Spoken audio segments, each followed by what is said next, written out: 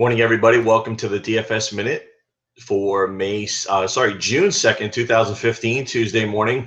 I'm your host, Michael Rathburn, aka Rath. You can find me on Twitter at Fantasy Rath. Welcome here to rotocurve.com. Appreciate you joining us this morning. I hope you had a good night last night. We did give out we looked great and looked like a genius on Jason Hamill, only to have Felix Hernandez lay one of the worst outings of his night. So even if you still got the negative points with Felix, you got the 36 or I'm not sure how much it was on FanDuel from Hamill. And if you loaded up on some of the Dodgers like we told you, you should have been okay in your cash games, and hopefully you came out on the winning side. So that's a wrap-up from last night. It definitely was strange to see Felix get rocked at home, something you definitely don't see very often. But, look, if the guy makes 30, 35 starts and he makes 18 to 20 of them at home and he has one or two bad games in a year, he probably just gave it to you last night. So definitely don't be afraid of using him again. Let's talk about a little bit of industry news, and then I'm going to go into today and give you some pitching guys that I think look pretty good, give you some value plays, potential value plays on DraftKings, like real value plays, like 3K or less, guys that you definitely want to look out for tonight. And then also some potential stacks. I think there's two stacks where the salaries on the teams are going to be extremely cheap, and that can afford you to get good pitching in there. And it can also allow you to get a couple of other big bats to stack, to mix around and piece around those stacks as well. So let's get into industry news. FanDuel yesterday, there were a lot of people making announcements yesterday that they had joined the FanDuel content staff. Not sure exactly what that means, but it looks like the FanDuel Insider blog or page is going to get beefed up a little bit. If you go over there, there was probably about 10 articles written yesterday. Not sure how many of them were DFS relevant, which is another issue that we can get into. Is there's a lot of people that are kind of confused as far as why FanDuel is doing this and why they're bringing on a bunch of writers that are not known for daily fantasy sports, and a lot of them are not known in general. So it'll be interesting to see what the strategy was on that and how it plays out, but definitely something to keep an eye on as far as what exactly FanDuel is doing and why they brought in all these people that don't have any real known DFS experience or play. So at a proven level of success or in the industry. Be aware that the salaries on FanDuel have been adjusted for the Rockies and the Dodgers. They were not adjusted yesterday, which resulted in very high ownership rates. So they have bumped up the salaries for those players today. So just be aware that those guys have gone up. So ownership rates will come down a little bit, and we'll see what happens. I mean, you're probably not going to want to take many of the Rockies going against Greinke tonight, but it looks like on the other side, I know De La Rosa is scheduled in one of the games today, but I'm not sure if it's De La Rosa or what exactly is going on with the guy that's pitching at the late tonight. There are a couple of day games today, mainly makeup game from the rain out yesterday for the Washington game. If you did check out our weather report, we did tell you, Danielle did tell you, that game was high risk with a potential of delay and cancellation. So hopefully you check that out. Over here on RotoCurve, Danielle did have that information accurate yesterday about being able to probably stay away from that game and not take any chances. Let's talk about some pitchers. It looks like Chris Archer is going to be the #1 guy on the board today for me. He's at 9,700 on FanDuel. He is on the road, but it is against the Angels, who are one of the weakest offenses in baseball right now. Archer's really in a groove. He's got that strikeout potential upside. He can go 7 innings. He can get you 7+ Ks and probably give up 2 earned or less. I'm not worried about the win so much if I can get 14 out of him.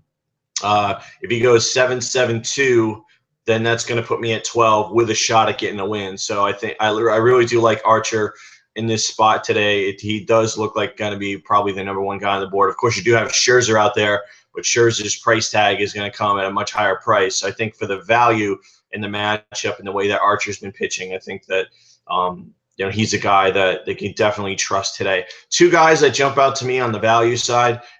Picked on the Marlins yesterday with Jason Hamill, and we're going to pick on him again today with Kyle Hendricks. He's at 6,700 on FanDuel. That's extremely cheap, and I do think that there's some good value in Hendricks going against this Marlins team that really struggles against right-handed pitching.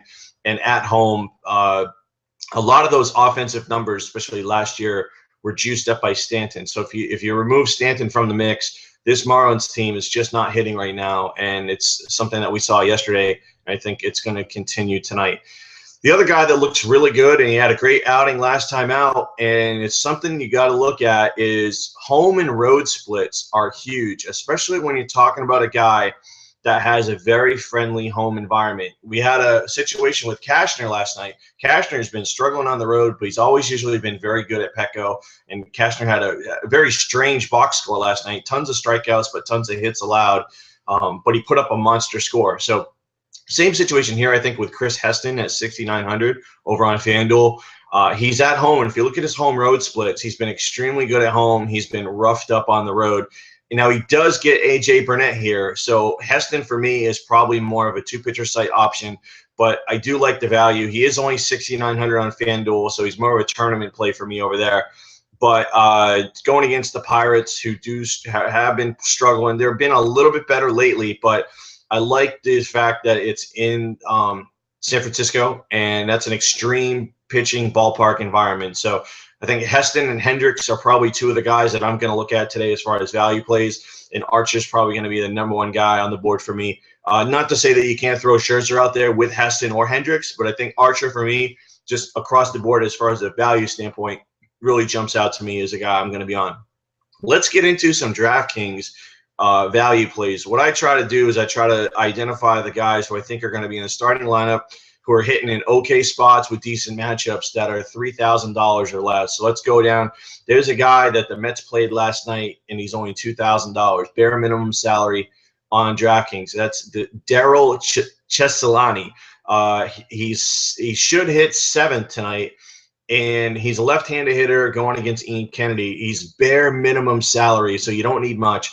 One of the guys that I did give out last night was Joey Butler in the chat room. His salary had been adjusted to 2.1. He had a tough matchup, but he was hitting second against Garrett Richards. But at 2.1, I think Butler had a 5 last night. So if he can get you a 5, which basically is like a walk and a steal or a base hit or a run, or he doesn't need to do much to return value. So guys that are 2K, a guy like this, if he can just get on base with a walk, with a hit, and then potentially score, or even get up there with a runner on base and get an RBI, that's huge. And so you only need like 4 or 5 points out of these guys to get value. So a guy at 2K, which is really hard to find, especially at outfield, so you get 3 outfielders, which is nice. So I think he's going to be a guy I'm definitely going to be looking at because Kennedy has been roughed up lately. Tucker Barnhart is at 2.2, catcher for the Cincinnati Reds. He does get Sean O'Sullivan. Barnhart's not great, but he can get you a little bit of pop, and I have used him when he's been bare minimum salary, and it's worked out. So Tucker Barnhart's a guy you can look at. Max Muncy, Oakland A's first baseman, left-handed hitter going against Alfredo Simon.